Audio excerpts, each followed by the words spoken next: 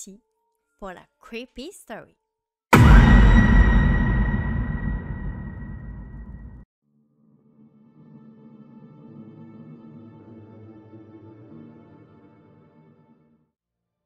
Donc la première histoire que je vais vous raconter se déroule au large de l'Australie en 2003, donc c'est pas si vieux que ça en soi.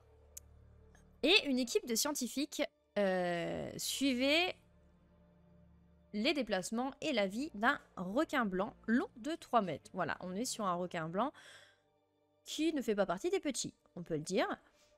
Donc ils suivaient un petit peu ses déplacements, un peu comment il se comportait, etc. Et ils avaient réussi à installer des outils pour surveiller ses signes vitaux, notamment sa température, donc ses déplacements, etc., etc.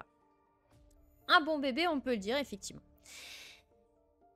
Donc, il commence par observer le requin, jusque-là, pas de souci, il fait sa vie, il n'y a aucun problème, jusqu'au jour où, lorsque les scientifiques regardent, encore une fois, les déplacements du requin, il va se passer quelque chose auquel, au jour d'aujourd'hui, ils n'ont toujours pas la réponse à ce qu'il a pu se produire.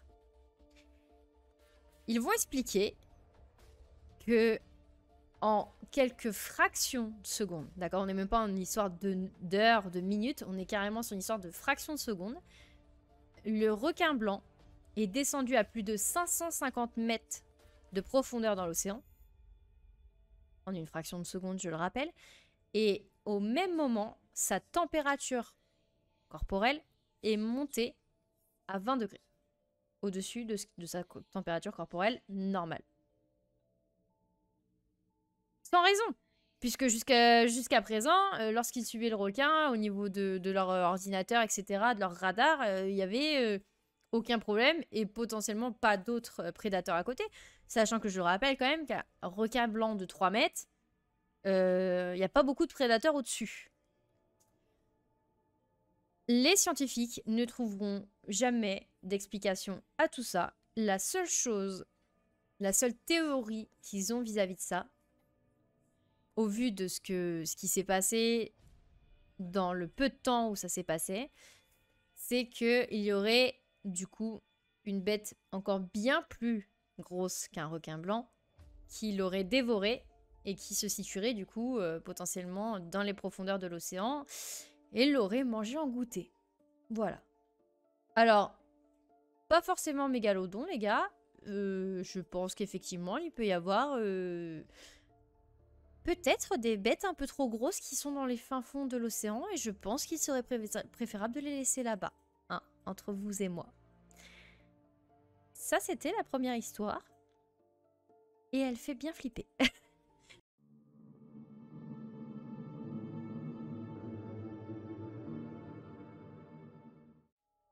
Nous allons passer à la seconde histoire, qui est très cocasse aussi. Alors, c'est dommage que Quentin ne soit pas là. Peut-être qu'il aurait pu nous éclaircir un petit peu sur cette histoire. Peut-être qu'il la connaît. Donc, je pense que vous savez, tout comme moi, que l'océan, les mers, etc., enfin bref, même les étangs, il y a beaucoup d'épaves au fond de tous ces grands bassins d'eau. Voilà. Très clairement, que ce soit dans les étangs, même dans les rivières, bon les rivières un peu moins parce que c'est un peu moins profond, mais les étangs, les mers, les océans, il y a énormément de débris, que ce soit de bateaux, d'outils, etc., qui se trouvent au fond des océans, je pense que vous le savez. Et bah, dites-vous qu'en janvier 1968, en pleine guerre froide, il y a 4, pas 1, pas 2, pas 3, mais 4 sous-marins qui vont disparaître des radars. Comme ça. Il n'y a pas d'explication.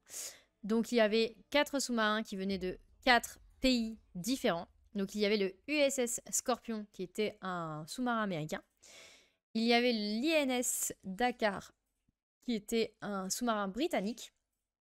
Il y avait le Minerve qui était un sous-marin français. Ne me demandez pas pourquoi on a le nom le plus pourri, je ne sais pas.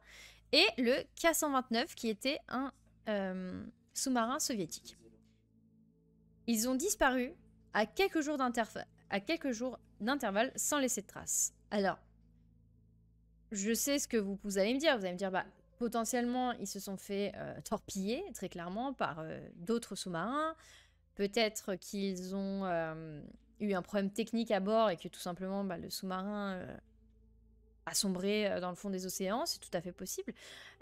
Mais ce qui est, selon moi, très troublant, c'est que lorsqu'un sous-marin ou un bateau ou n'importe quel transport de ce genre, surtout dans ce genre de période, envoie des signaux d'alerte, envoie des messages pour prévenir de ce qui se passe. Et là, le problème, c'est que ces sous-marins ont disparu sans signaler quoi que ce soit. Pas de problème à bord, pas de menaces détectées à proximité. Alors, est-ce qu'ils ont été pris par surprise? Ils se sont vraiment fait torpiller et malheureusement, ben...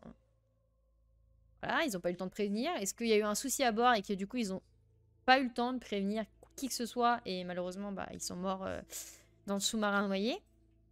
Ou est-ce que c'est les fameuses bestioles qui se trouvent dans le fin fond des océans qui graillent les 4 sous-marins en se disant que c'était un super goûter? On ne sait pas. Toujours est-il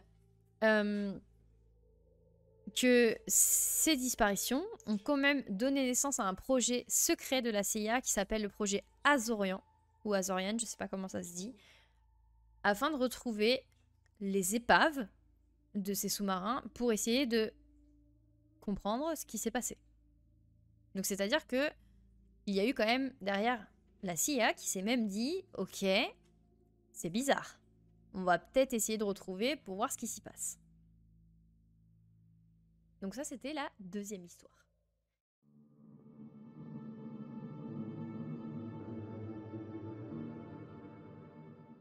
Nous allons passer à la troisième et dernière histoire. Cette fois-ci, nous sommes au large de Santa Monica en 2012. Et il y a plusieurs plongeurs qui font une petite plongée. Voilà, dans les fonds marins, comme d'habitude. C'est des plongeurs expérimentés, évidemment.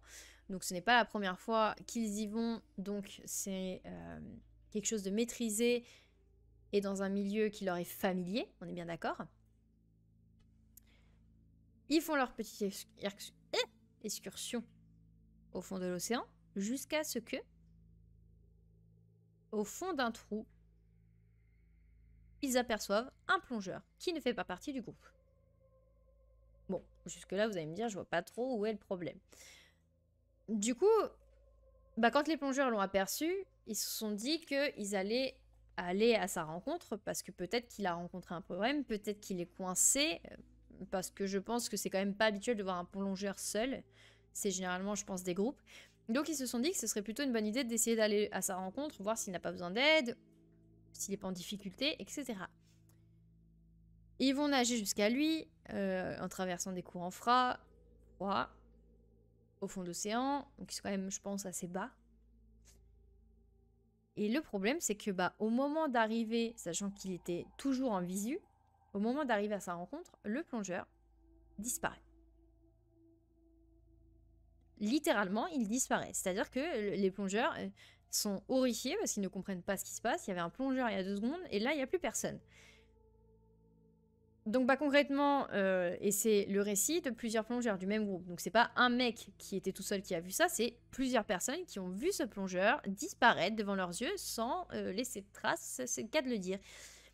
Donc ils décident de remonter à la surface et ils vont essayer de voir s'il n'y a pas un bateau à proximité. Si jamais c'est un plongeur seul, il doit avoir au moins un bateau pour pouvoir rentrer après sur la terre ferme.